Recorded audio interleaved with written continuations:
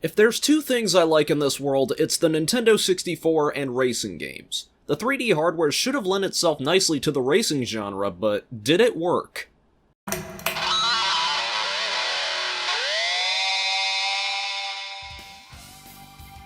Ahoy there!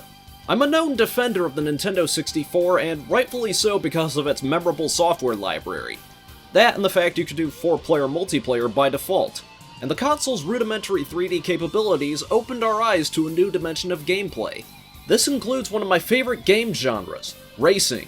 3D graphics allowed racing games to unleash their creativity with varied terrain, high-quality vehicle modeling, and more realistic handling characteristics.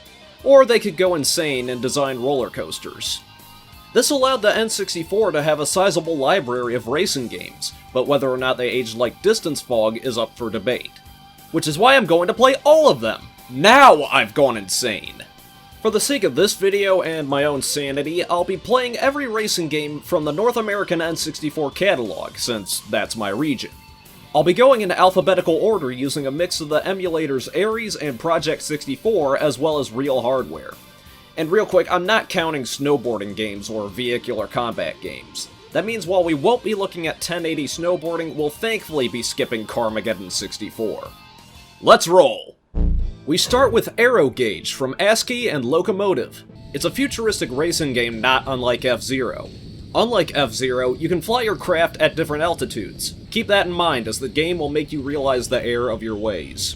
First impressions with handling aren't too bad. You can fly up and down, as well as use an air brake for tighter turns. But I didn't know about the hidden cryptic boost methods until getting humbled by the AI in a single race. I looked up a guide and it basically said you need to rely on these boost tricks to win. So that's why critics were split in '98. Make no mistake, this is no F-Zero.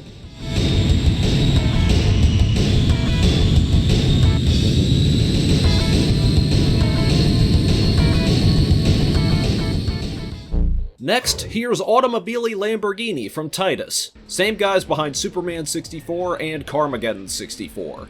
That's not a good sign. At the start, you only get to pick from two Lamborghinis, the Diablo and the Countach. While each car looks like a solid version of its real-life counterpart, this is still an early N64 game. There's no escaping muddy textures and gray fog. Handling is overly twitchy, but I might chalk that up to emulation. On the bright side, the AI are able to launch themselves into walls in hilarious fashion 10 years before the scripted accidents of MotorStorm. But you're not missing out on much if you skip this game.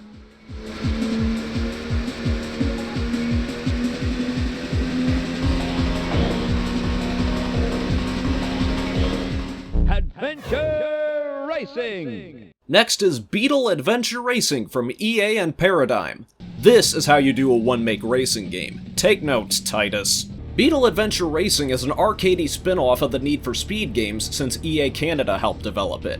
It looks really good for the N64 since Distance Fog is nowhere to be seen, and you get some impressive reflections on your car's body. Adding to the fun factor of adventure racing is the nitro crates on the track, as well as little things on the track like running into a phone booth.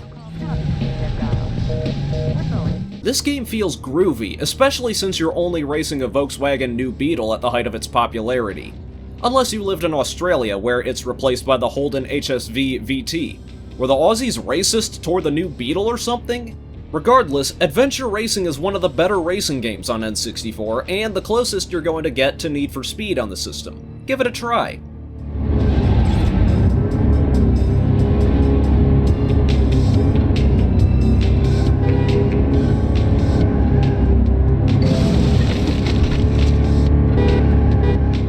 California Speed from Atari Midway, based on the arcade game.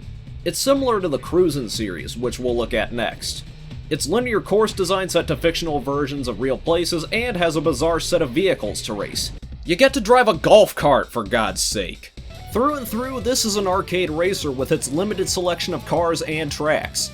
Every car is the same performance-wise. The supercar is as fast as the frickin' golf cart. The tracks themselves are whacked out versions of Californian areas that have you wondering what Atari and Midway were smoking. Handling is simultaneously stiff and twitchy, and that's evidenced by the fact that you need to brake to take some corners. At least there's some decent music from Barry Leach to accompany this road trip. Checkpoint!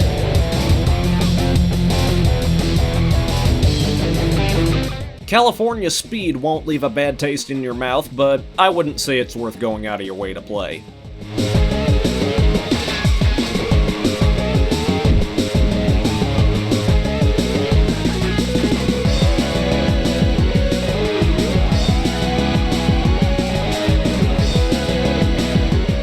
Next, we're taking a look at the Cruisin' series, starting with Cruisin' USA from Nintendo and Williams Midway. I simultaneously love and hate this game. Cruisin' USA was an early game for the N64, and it shows. Chunky visuals, 2D sprites everywhere, fade-in, and wonky collision. Tracks borrow from the Outrun school of course design, where there's long stretches of road and brakes are just a suggestion. Like pants! Steering is overly sensitive, but at least it helps you evade traffic when collision works in your favor. The music is terrible, but oddly charming in how awful it is. That best describes Cruisin' USA. It's so bad that it's good. It's like a B-movie in that regard.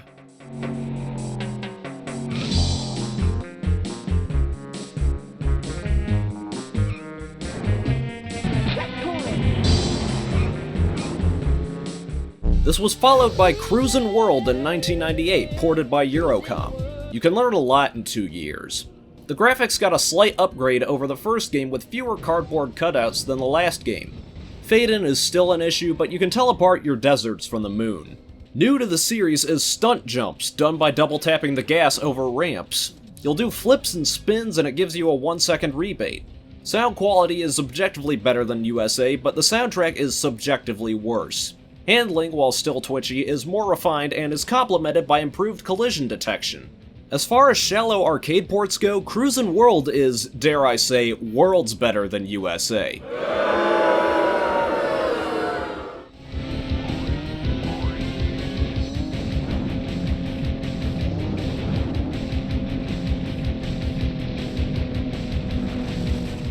Then there was Cruisin' Exotica in 2000, developed by Gratuitous Games. It's a conversion of the arcade game because it's almost nothing like the arcade game. Graphics are a step up from World, but fade-in is still present. It doesn't do any favors for the more exotic locales. Yeah, I'm going to hell for that one. This is the most annoying game in the trilogy to play. Getting close to the pack turns a race into a round of bumper cars. This isn't Burnout. The AI soured my time with this game. At least the handling was tighter. Like pants! Exotica is my least favorite game in the bunch. I'd much rather play World. Or I'd much rather play them in the arcade.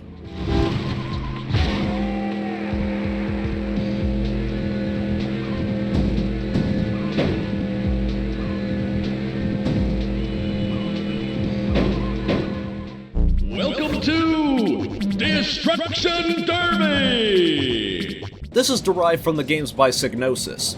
The least I can say is an attempt was made. Having 12 cars on the grid with damage being calculated in real time is asking too much of the N64. It can really become a slideshow. Cars look like boxes, at least until you hit them hard enough. The main draw of the game is the quote-unquote races, where you have to go checkpoint to checkpoint without getting destroyed by oncoming racers. You earn points for crashing into others, and even more for taking them out. But don't underestimate your damage meter. I think this game barely counts since it's more of a demo derby game, but I can't recommend this one based on performance alone. Play one of the other Destruction Derby games, or Wreckfest instead.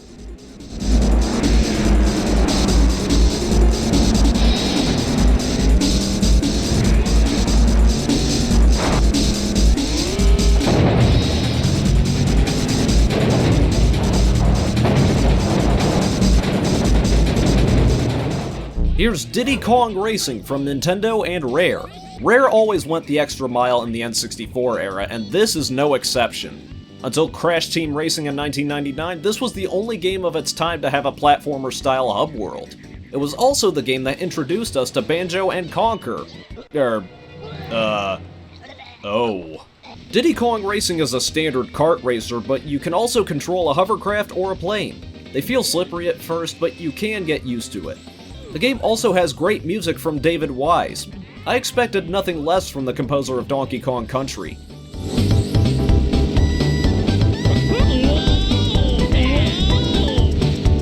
This is a great kart racer, but you'll want to spend time with the handling model. It also got a remake in 2007 for Nintendo DS, but drew mixed reactions for the touchscreen controls, miscellaneous changes, and the removal of Banjo and Conker. You know, in hindsight, it was a good idea to remove Conker.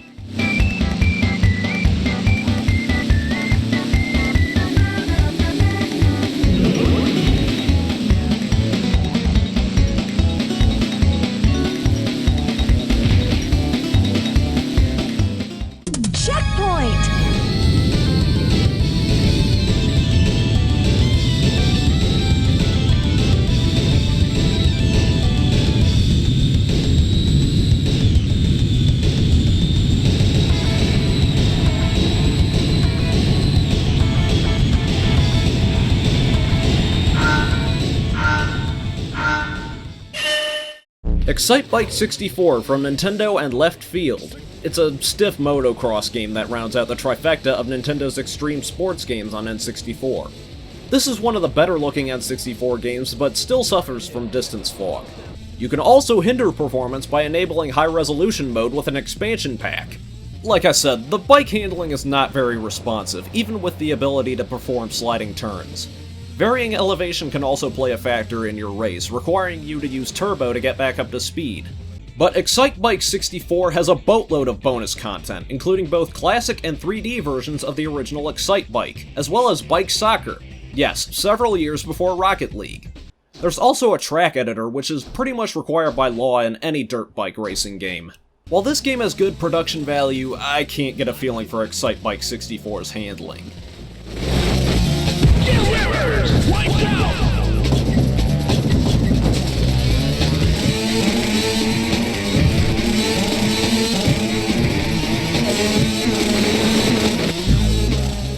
Next are the two Extreme G games for the system, starting with the 1997 original from Acclaim and Probe.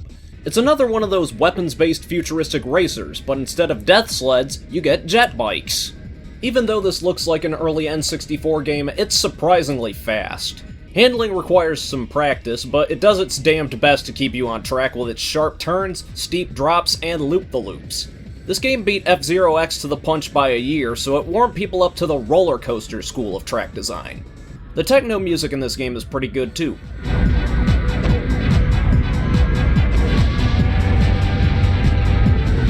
I'm not big into weapons-based racers, but Extreme G is a solid and fast racing game. It's also available for Nintendo Switch Online.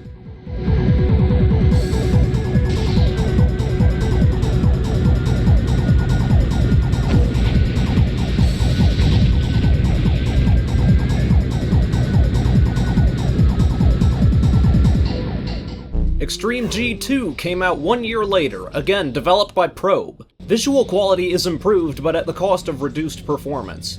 But you won't have time to notice the track detail since you'll be hyper-fixated on the track since the game is still crazy fast. Even faster than the last game, because this is the first game in the series where you can break the sound barrier. XG2 controls better than the first game, but still requires some practice to get accustomed to. Music leans into the jungle side of things, but songs sound too similar to each other.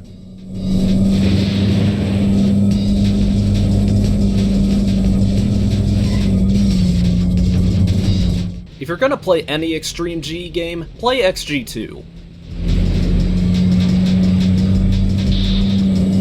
Rear fire rocket.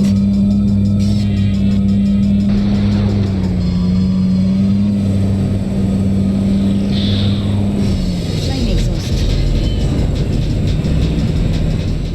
Next up is F1 World Grand Prix from Video System and developed by Paradigm. It's an F1 sim racer featuring drivers and circuits from the 1997 season. Driving in this game is a disaster. The handling is way too sensitive and doesn't feel smooth when negotiating corners. Let me tell you, this makes driving around the famed Monaco GP a nightmare. I do not like this game one bit. But if you do like it and live in PAL regions, there was a sequel, F1 World Grand Prix 2 for N64 and Dreamcast. We didn't get either version in the States, but the N64 version supports the expansion pack for full race replays. I'm not missing out. Double 2 seconds ahead. Crew is right behind you.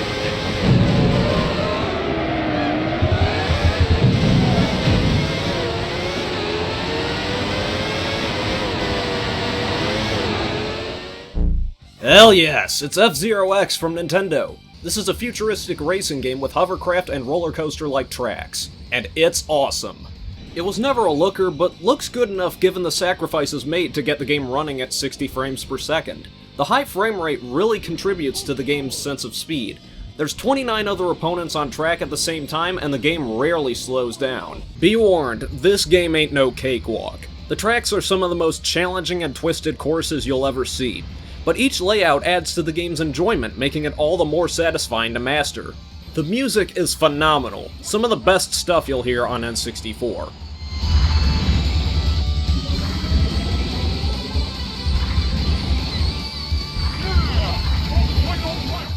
Even better with the expansion kit for the 64DD, which makes all music stereo. The catch is you had to be one of the lucky few people to own a 64DD or have enough cash for a flash cartridge. Whatever way you play it, F-Zero X is one of the best racing games on N64, and should be enjoyed by any fan of the console.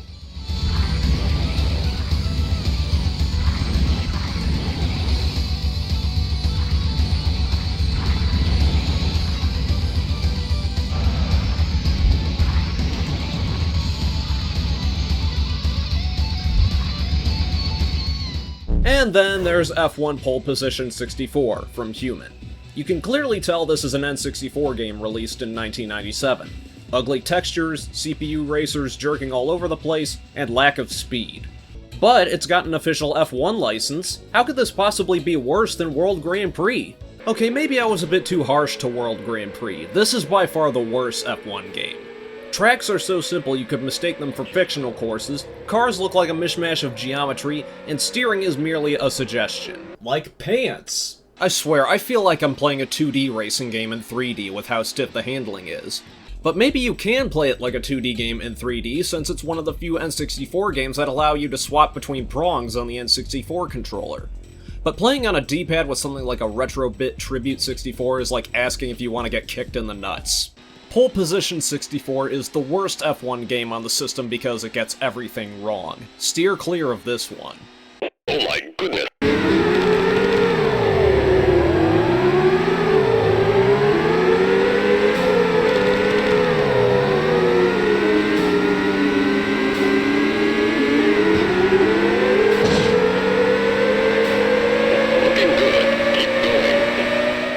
Next is GT64 Championship Edition from Imagineer, also called City Tour Grand Prix, Zen Nihon GT Senshuken. Don't be fooled, this is not a Gran Turismo game. Not even close. This is one of those N64 games you see littering eBay because it sucks. Graphics are bland and full of edges, handling can't decide between arcade and simulation, and track selection is extremely limited with only 3 locations. This game's claim to fame is its piss-poor performance. It runs at less than 20 FPS for most races, hindering this game's sense of speed. That's something you don't want to screw up in a genre all about going fast. GT64 could have been a decent racing game on paper, especially since I'm a sucker for Japanese sports car racing. But it's uninspiring and chugs like a car with engine failure. You can also skip this one.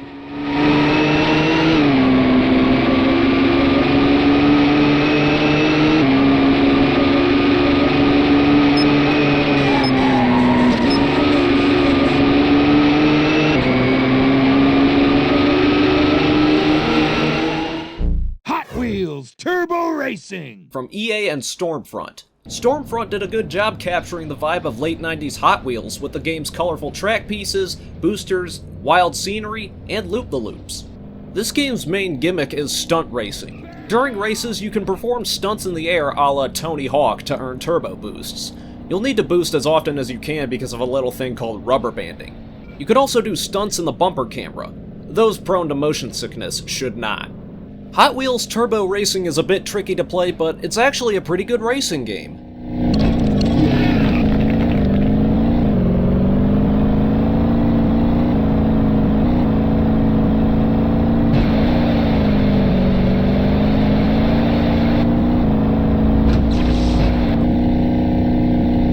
Back off! Hydro Thunder! From Midway and developed by Eurocom. It's an arcade port, and a good one. While it doesn't look as good as the arcade or Dreamcast versions, it still looks good enough to pass as Hydro Thunder. Because you're racing boats, handling is floaty and slippery. Even then, it feels good to control. Worth noting, this game requires the expansion pack for 4-player multiplayer. Not even the Dreamcast version supports 4 players. This is a rock-solid port of a fun arcade boat racing game.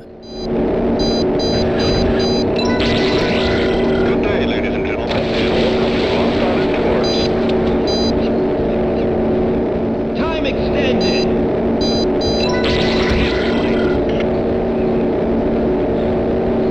Port play. Checkpoint!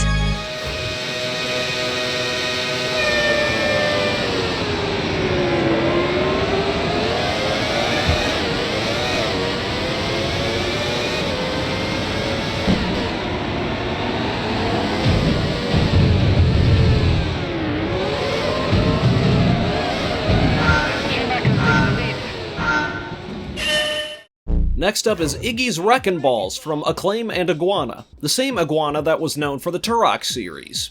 This is a very interesting racing game, if you can even call it one. Iggy's Wreckin' Balls plays more like a 2.5D platformer, where your sphere races against other spheres. You jump, glide, and use a grappling hook to traverse platforms.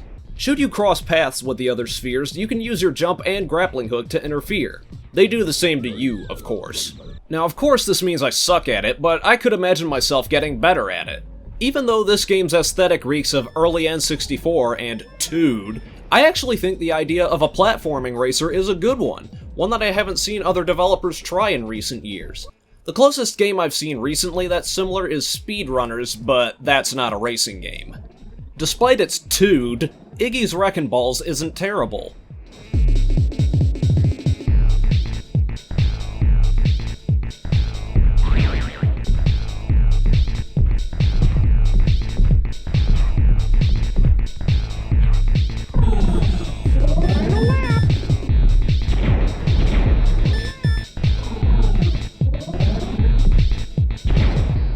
Indie Racing 2000 from Infogrames and Paradigm.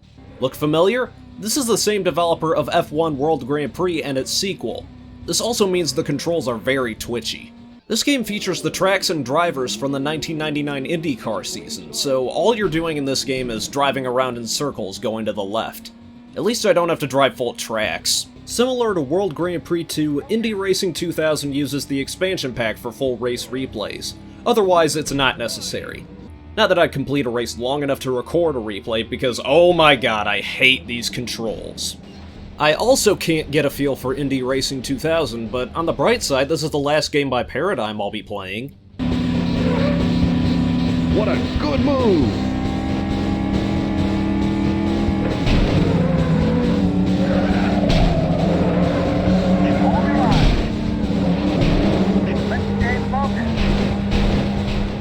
Next up is Jeremy McGrath Supercross 2000 from Acclaim. Whoa, I don't think the game's supposed to run this fast. Oh wait, of course it drops frames when there's multiple racers on track. Never mind. At least the expansion pack offers improved performance on real hardware.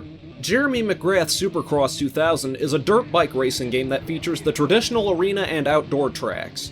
But I actually prefer how this game controls to Excitebike 64 since it doesn't feel too heavy. In fact, I think the steering works too well since you can turn too tightly at times. While it can't match the content or looks of Excitebike, the game wins in the handling department alone. This is one of the better bike racing games in the system, but it's probably not going to be in anyone's top 10, including mine.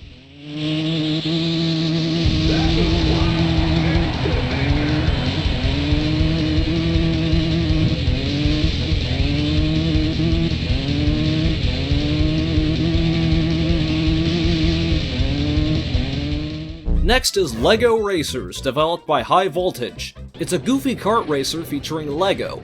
That means you can build your own car. Well, you can build your own car within each chassis' limits. Tracks are zany and full of character, but lacking in LEGO elements. The time just wasn't right. Playing this game feels good enough, leaning more into the twitchy side. But what sets this game apart from other kart racers are the LEGO brick power-ups. The white bricks can stack multiple of one power-up for enhanced effect. But take my advice, stack 3 white bricks and a boost, and you'll warp far ahead in a race. It's not fair at all, but neither is the AI. Lego Racers is a decent kart racer, but it's not going to sniff Diddy Kong Racing or Mario Kart 64 anytime soon.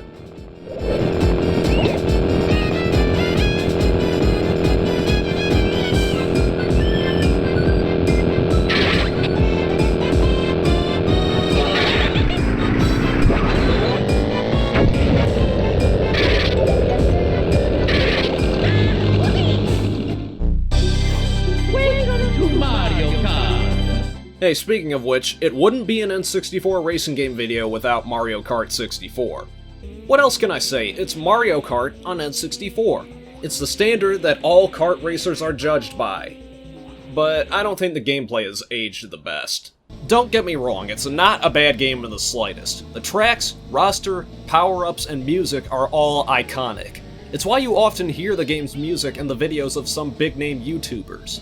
While the handling is slippery, it's not as loose as Diddy Kong Racing. My issues with the game are that most of the game's mechanics were refined or outright removed in later games, the AI cheats, and that it's a game meant to be played in multiplayer. I didn't have a second player to help this time around, so that meant no battle mode on Block Fort, nor yelling at each other when one of us gets a blue shell. The least I can say is that Mario Kart 64 is the Mario Kart game of all time.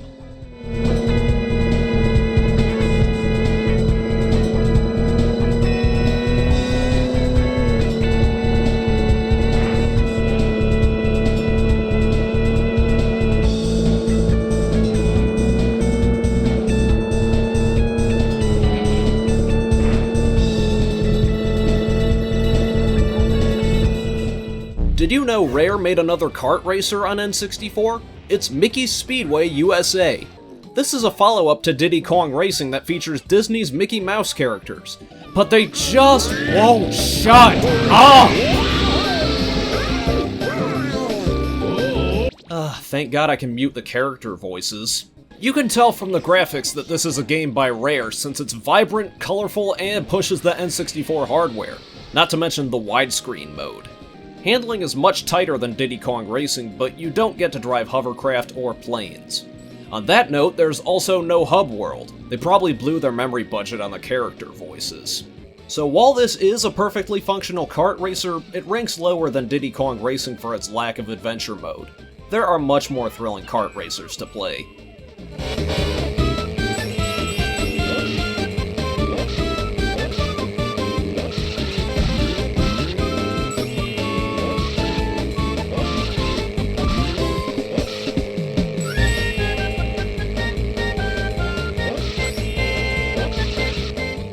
Next is Micro Machines 64 Turbo from Codemasters. Remember when Codemasters made games based on Micro Machines toys before only making F1 games? Pepperidge Farm remembers. Anyway, this is a top-down racer derived from Micro Machines V3 on PlayStation, but this runs at half the frame rate. I do like the game's aesthetic of tiny cars against everyday objects, though. Now, I've never played a Micro Machines game before, but this one kinda sucks. There's a lot of trial and error involved in memorizing the tracks. And by that, I mean falling off the table over and over again, demonstrating the Doppler effect by honking the horn on the way down. The automatic camera movement doesn't help matters either. Maybe this isn't the best Micro Machines game to use as a starting point.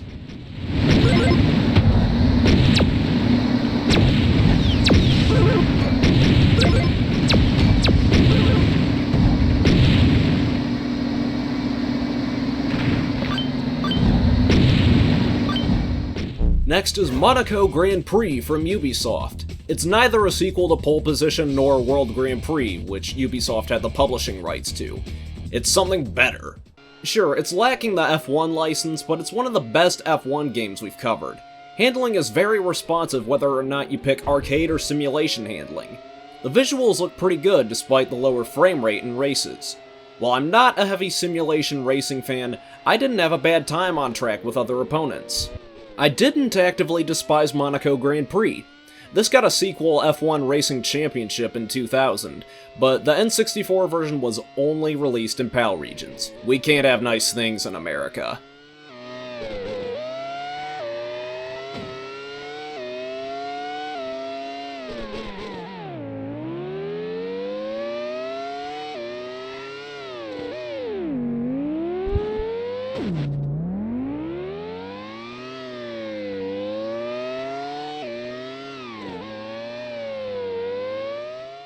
Next is Monster Truck Madness 64 from Rockstar and Edge of Reality. Kinda weird to see the Microsoft logo on N64, but this was derived from a PC game published by Microsoft. It was also in 1999, when the Xbox was only first mentioned by Bill Gates. Anyway, Rockstar and Edge of Reality butchered Terminal Reality's work on Monster Truck Madness 2 on PC. This game is dog water. The controls have a mind of their own. The physics are busted. You can get glued to the sides of slopes. The only good things about this game are the performance, music, and this jet power-up that removes all the worst parts of the handling. The less said about this game, the better. Play Monster Truck Madness 2 on PC if you can. Checkpoint!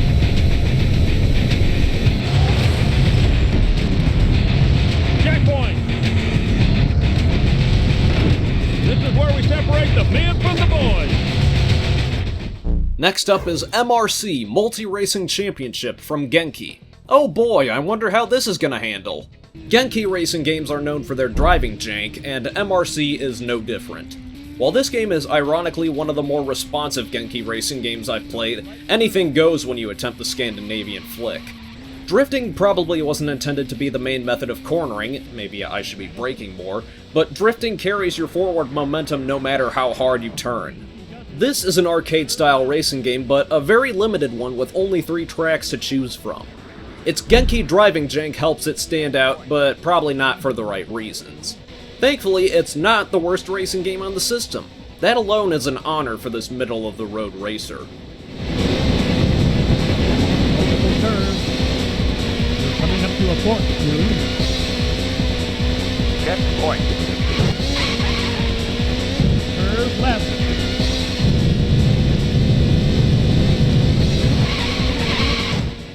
Checkpoint!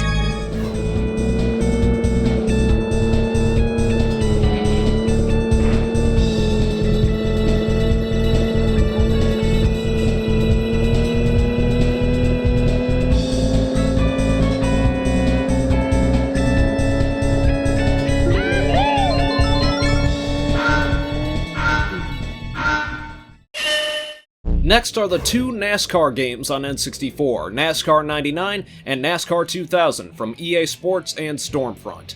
I bunched them together since they're basically the same game. Imagine that, an EA Sports game that wasn't a total rehash. I used to love NASCAR as a kid, but nowadays I think it's boring and too politically charged. Thankfully I'm not talking politics, so this video can stay monetized, but at least I can say the NASCAR games are boring.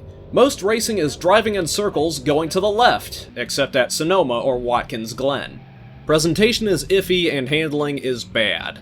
I feel sorry for anyone hoodwinked into buying either of these games as a NASCAR fan who only had an N64. If you want a good stock car racer, go play freaking Daytona USA in the arcade.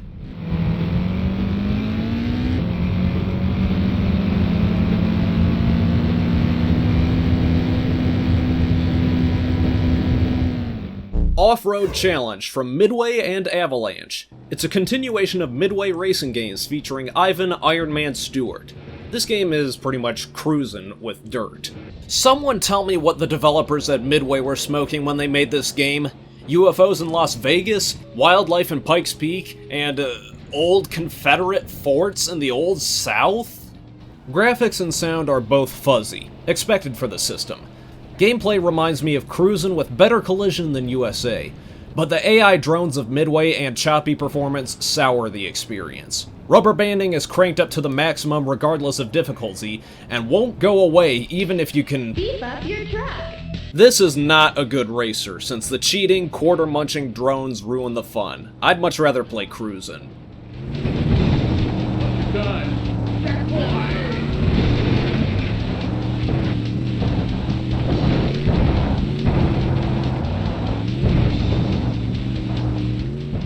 Penny Racers from Locomotive. It's based on the Chordo-Q toys which were called Penny Racers in the West. I don't know what to think about this game. I like the SD anime style of the cars since they're based on real cars like the Nissan Skyline or Honda NSX, but this game looks simple almost to a fault and sounds too cutesy. Handling is okay, but this is another battle racer. You get different parts from opponents you beat in races in a trade. In a way, it reminds me of a similar system in Racing Lagoon on PS1. I don't think Penny Racers is for me. I'd rather collect Chorokyu than play this.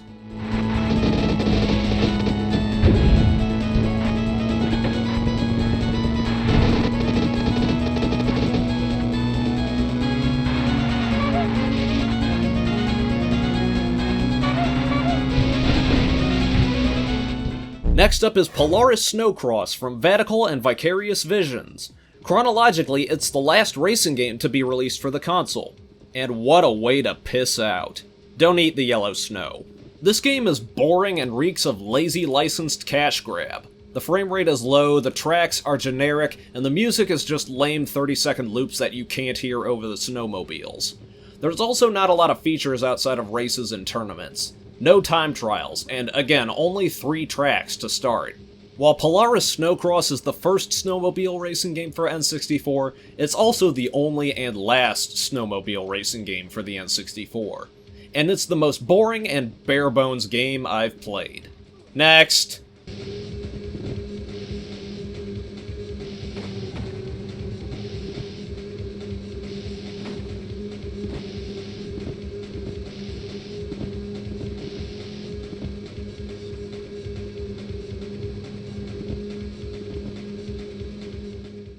Hey, it's another Genki game! This is Rally Challenge 2000, a pseudo-sequel to MRC. Only this time, it's a full rally game.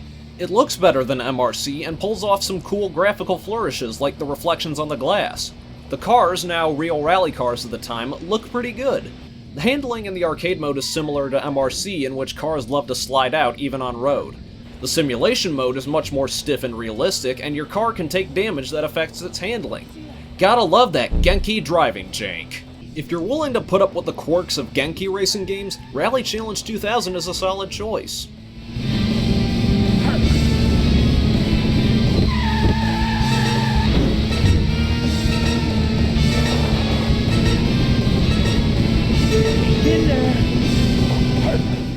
Next is Revolt from Acclaim. By the way, entering your name as Flyboy does nothing here. Revolt is an RC car racing game that people either love or hate. It also happens to be a kart racer since you can pick up power-ups on the track. While I think the tracks are visually interesting and the music is better than the licensed crap I've heard in more modern games, I hate playing Revolt. The scaled speed of RC cars are much faster than real cars, meaning that more extreme turns can toss the car out of control. That makes RC cars fun in real life, but not here. There are fun RC car racing games out there, but Revolt is not one of them. At least not on N64. If you do want to try this for some reason, it's on PS1, Dreamcast, and PC. The PC version got a 2022 re-release with Steam Workshop support. Sorry, but I don't think I'm a Revolt convert.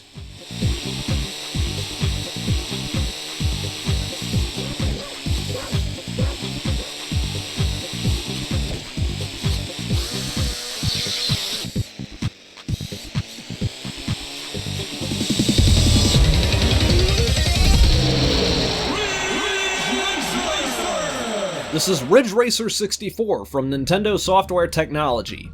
This is not a Namco game. NST did a decent job emulating the look and feel of the Ridge Racer series. The controls are easy to learn but hard to master, requiring you to practice drifting. Tracks, while looking decent, are limited in variety. But when has track variety ever been a part of Ridge Racer? Ridge Racer games are renowned for their music. Ridge Racer 64 is not one of them since it's not a Namco game. There's a few decent songs here and there, but certified bangers are few and far between. This game, like Diddy Kong Racing, got a Nintendo DS remake, Ridge Racer DS, in 2004. However, it mandated touchscreen steering and replaced Reiko Nagase with Gina Cavalli from R Racing Evolution. You're better off playing the Ridge Racer games that came out within months of these games' releases, Ridge Racer 5 on PS2, and Ridge Racers on PSP. Or, you know, just play Type 4.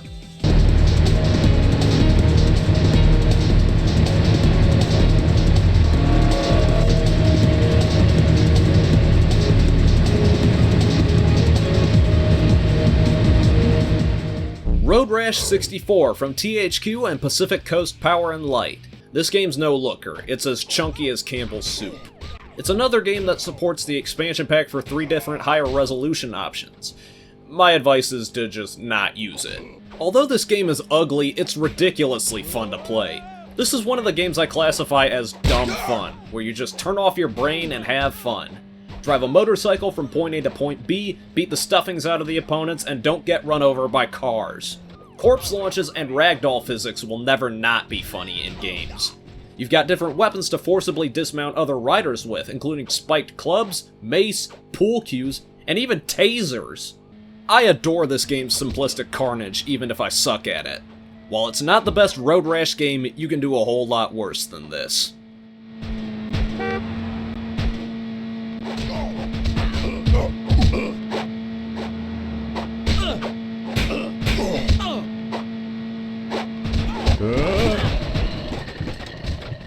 Oh wait, we can do worse. It's Roadsters from Titus. Same guys behind Superman 64, Carmageddon 64, and Automobili Lamborghini. This game supports the expansion pack, which allows you to use a high resolution mode if you enter your name as Extra Res. It crops the image, interlaces it, and gives you a performance penalty. Don't use it. I find it odd that Roadsters uses a blend of licensed cars with unlicensed cars that look similar to real cars. The cars don't look too bad though. But I don't understand this game. My first race was way too easy and the track was like 4 minutes long. And then the second race happened where I couldn't beat this green Toyota MRS to save my life. Maybe I missed out on some hidden gem by either picking the Renault Sport Spider or suffering from skill issues, but my expectations when it comes to games by Titus are low. Your mileage may vary.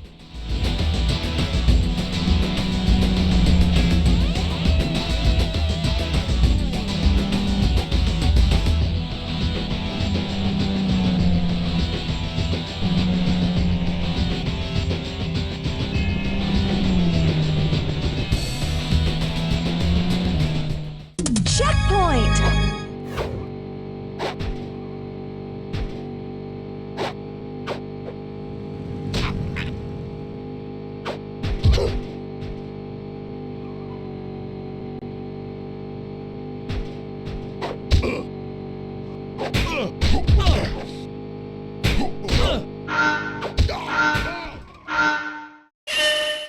This is Scars from Ubisoft and Vivid Image. Anyone remember Big Bad Beetleborgs?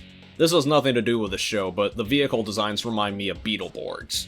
All jokes at the expense of forgotten tokusatsu aside, Scars is a battle racer similar to Mario Kart and a Wipeout. This plays a bit more like Mario Kart more than anything. It controls fairly well, and the performance is rock solid at 30 FPS. Also like Mario Kart, there's rubber banding enabled by default, but you can fight back by using and abusing the power-ups on track. You can also look behind you to line up your shots, but remember to keep your eyes on the road. I was actually pleasantly surprised by Scars. It's a decent battle racer. Not super easy, but a sound game.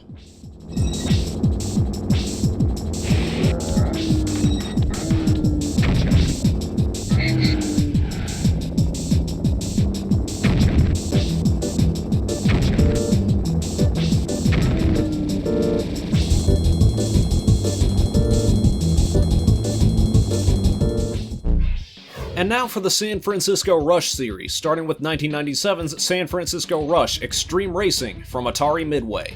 I have a soft spot for this game, but that's childhood nostalgia clouding my judgment. I used to have this cartridge, but it's been long lost at this point. Anyway, this is an okay port of the arcade game. Handling is on the stiff side, but your car can lose control depending on which car difficulty you pick. Extreme level cars will give you whiplash if you try to wrestle them back, not to mention that you can blow up if you take too much damage or land on your roof. The other racers will happily capitalize on your car bouncing out of control. While this is a fun arcade-style racer, it's gonna kick your ass.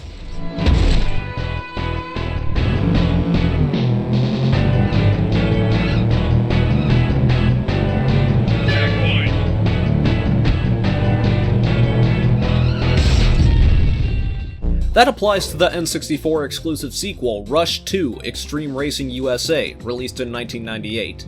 This is a tweaked and more refined version of the first game, now set in different parts of the US. It runs on the same game engine as the first game, complete with similar car models and HUD elements, but the controls, graphics, and audio have been refined. Tracks are now riddled with more than twice as many shortcuts as the first game, but not every route is a shortcut.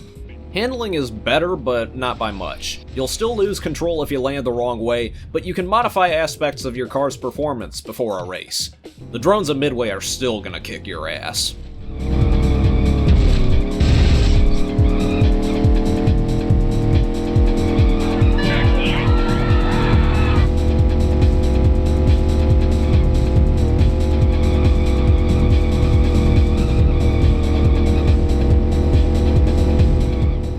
Last is San Francisco Rush 2049, released in 2000. It was also available on Dreamcast. This takes the Rush series into the far-flung future of 2049. It looks noticeably better than the first two games with higher model and texture quality and the removal of distance fog. But this is one of the few games you'll actually want to use the expansion pack with, since it adds more track detail, unlocks one additional track, enables music, and allows you to change your car's rims. The biggest change from the past couple of games is the addition of wings. You can now pull off funny feats of aerobatics, doing barrel rolls and backflips. Midway knew this had potential, so they made a dedicated stunt arena to show off your high gliding skills. Out of the three Rush games, the best one is 2049, but the original is there for nostalgia value. Check them out.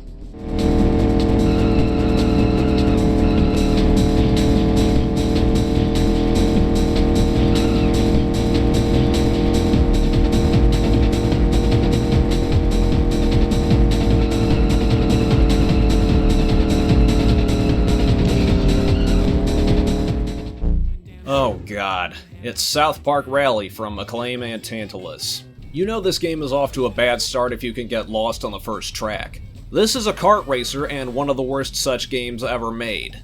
Trey and Matt didn't consult on this hanky. It feels like a half-assed kart racer with South Park thrown on top to sell a few more copies. Gameplay is who knows what, going who knows where, hearing who knows who.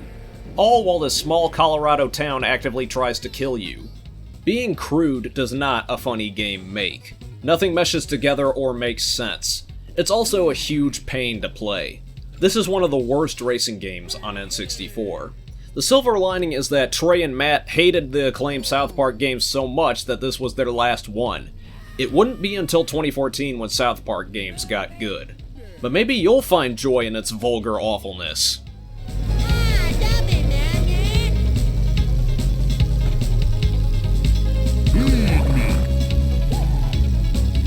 Next? Oh, come on. Where's that?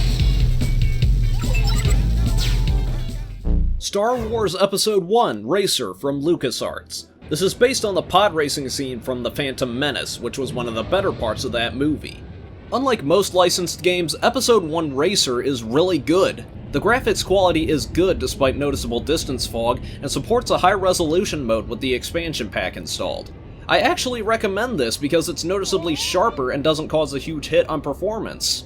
Gameplay-wise, it's comparable to F-Zero X, being easy to learn but insanely difficult to master. That's a good thing since it controls like a champ. You'll need to boost often to get ahead of the pack, but the tracks themselves won't give you many chances. Even if you didn't like the movie, I wholeheartedly recommend Star Wars Episode 1 Racer. It also got released on PC, Mac, Dreamcast, and got a modern re-release on PS4, Xbox consoles, and Switch in 2020. There's also a PS2 exclusive sequel, Racer Revenge, from 2002. And then there's also the Sega arcade game, but that's its own thing.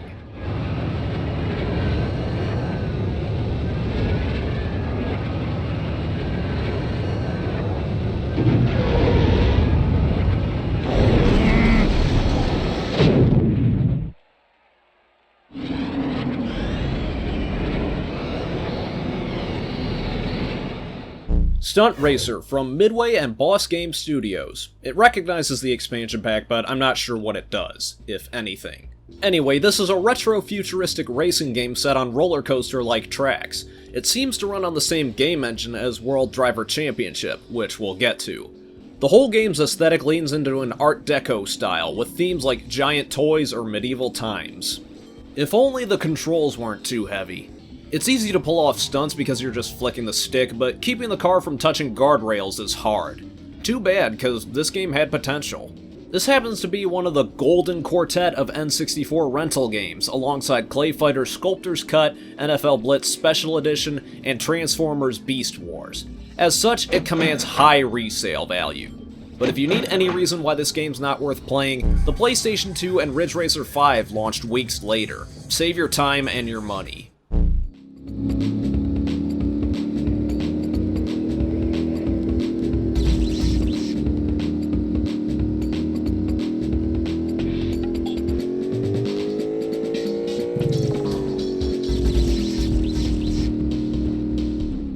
Next is Supercross 2000 from EA Sports and MBL Research. Not to be confused with Jeremy McGrath's Supercross 2000, because this game's nowhere near as fun. This game is ugly. Seriously, this is the Pontiac Silverdome? Oh, but it gets worse. It's one of the worst bike racing games I've played. Handling is too heavy, there's no sense of speed, and the physics are inconsistent. You can get glued to the edges of the mounds. I thought Excitebike was underwhelming, but oh man, Supercross 2000 takes the cake. Avoid this one. Mike Larocco is our new leader. Whoa! Rainer rockets past John Dow. Floyd is moving up through the field. Checkpoint!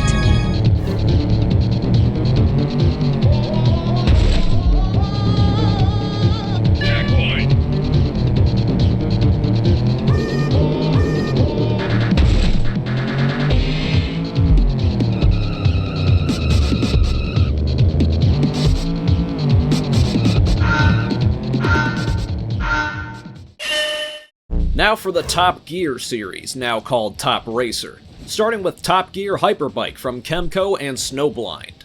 It's a motorcycle racing game that doesn't look too bad if you ignore the pop-in. There's a medium resolution available with the expansion pack, but it comes at a slight hit to the frame rate.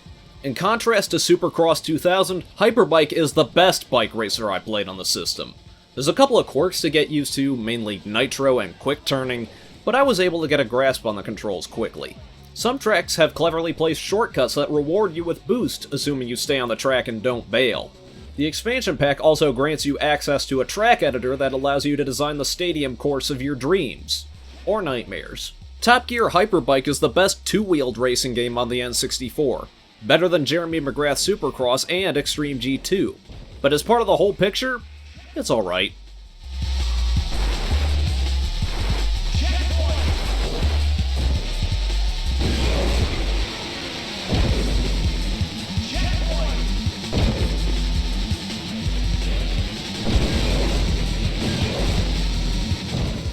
Top Gear Overdrive, also from Snowblind. Yes, it's the one with the blue Dodge Viper and all its teeth. Snowblind's first outing with Top Racer shares similar tech to Hyperbike, but supports the expansion pack for wide and full high-resolution modes. They give you a lower field of view and lower frame rates respectively.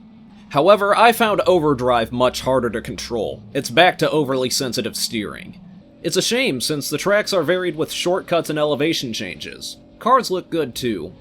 I think Hyperbike is the better Top Racer game from Snowblind, but I'd try it on real hardware first to get a feel for it. At least you can bask in the delightful 90s cover art.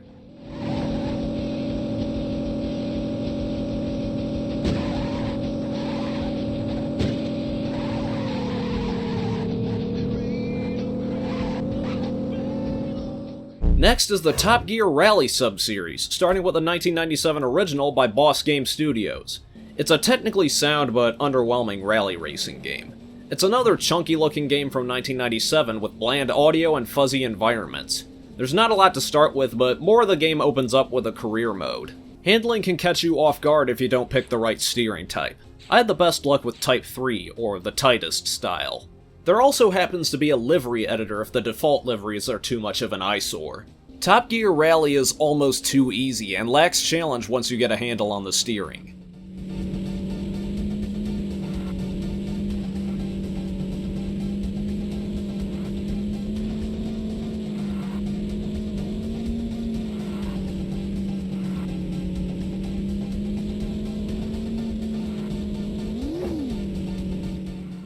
This was followed by 1999's Top Gear Rally 2, developed by Sapphire. This looks much better than the first game and now features licensed cars. The livery editor unfortunately was neutered, limiting you to presets. The game supports the expansion pack, but for what, I don't know. Tracks look more detailed but with increased distance fog.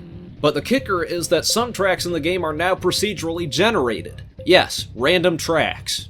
This game will keep you on your toes with an in-depth career mode where you need to keep track of your car parts. Something will break sooner or later on your car, especially if you're not paying attention to the tracks. Listen to the navigator. Out of all the top racer games on N64, Top Gear Hyperbike is the best one. But don't sleep on Top Gear Rally 2 if you like grandiose career modes. Checkpoint.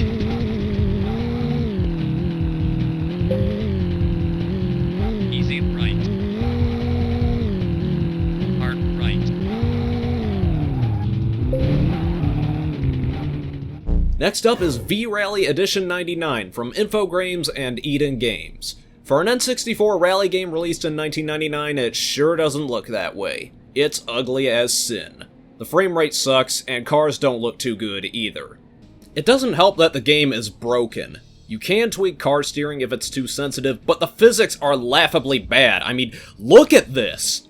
Tracks are too long for multiple laps too. One lap on this jungle track took 4 minutes, but it felt like 20. V-Rally Edition 99 is not a fun rally game. I'd rather play Rally Challenge 2000. And you know something's fishy when I recommend a Genki game.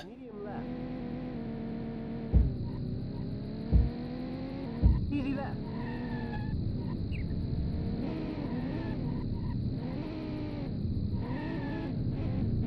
Checkpoint. Easy left. Easy right. Wrong way. Wave Race. It's the beloved Wave Race 64 from Nintendo. As an early N64 game, it's got a lower frame rate, blurry textures, and blocky player models. However, this is a technical showpiece for the system because of the water. This was some of the best looking water for a long time, and the effect is still convincing today. The vibes of Wave Race are off the charts. It's vibrant, colorful, and upbeat. The music also kicks ass.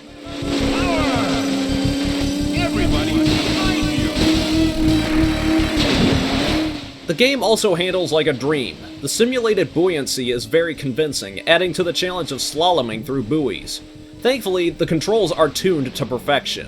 I love Wave Race 64. It's not only a phenomenal racing game, but it's one of the essential N64 racing games. It's a must-have for any N64 fan's collection.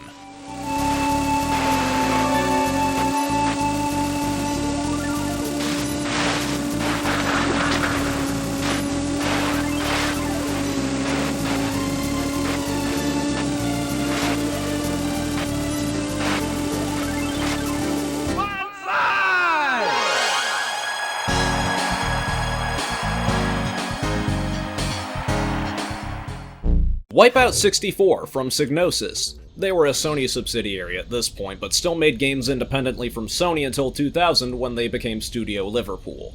This looks, sounds, and plays like a Wipeout game should, with its death sled racing set to electronic music. If only the tracks weren't so damn dark. I've only played a little bit of Wipeout on PS4, so I knew the handling would be more on the loose end. While I've never been a fan of weapons-based racing, playing one of the OG weapons-based racers made me realize it's sorta like Mario Kart. I can actually use said weapons since the tracks aren't too complex. Wipeout 64 is an okay futuristic racer, but all that's missing is music from the Prodigy. Even then, I'd still play F-Zero X.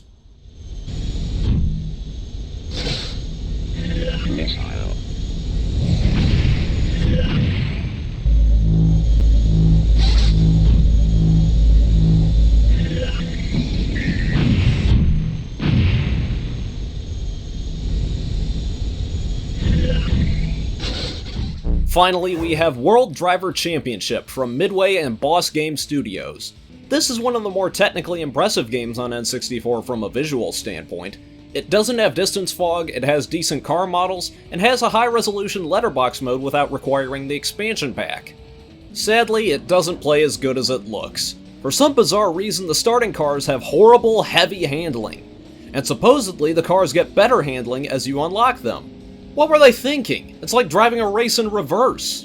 If you have the ethic to get through the career mode with its rough start, you might get some enjoyment out of World Driver Championship. But I don't. Not with these bricks.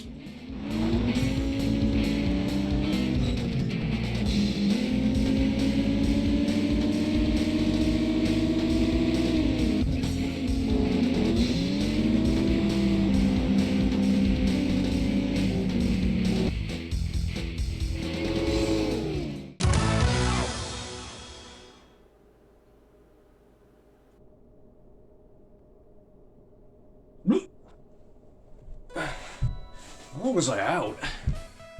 We're done! There were some good racing games in there, and a few that made me question what the hell I was doing, but we've officially played every N64 racing game in North America.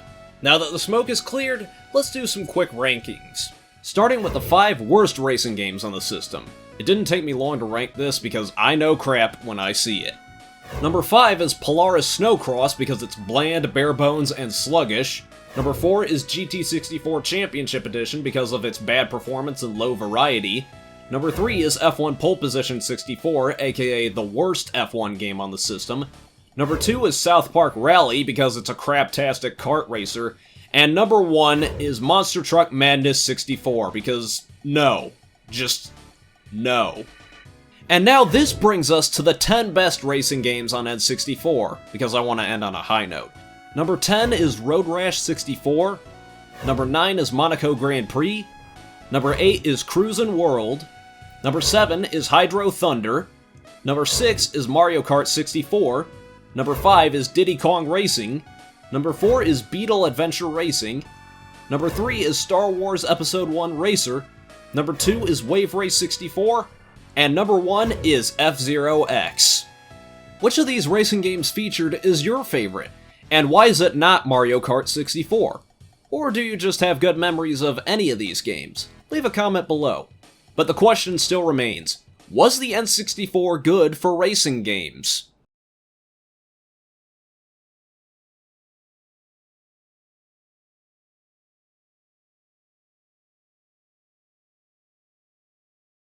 Thanks for watching. Like, comment, subscribe, and all that F-Zero X because there's no jazz soundtracks on N64.